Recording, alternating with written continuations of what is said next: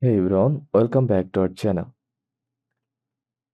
Want to create an Amazon account without using your phone number in 2025? Here's how to do it. First, go to Amazon sign up page and create account. Click start here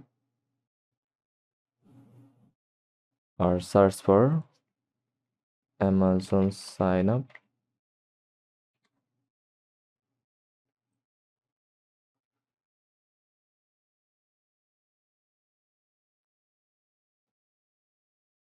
and just use a valid email address.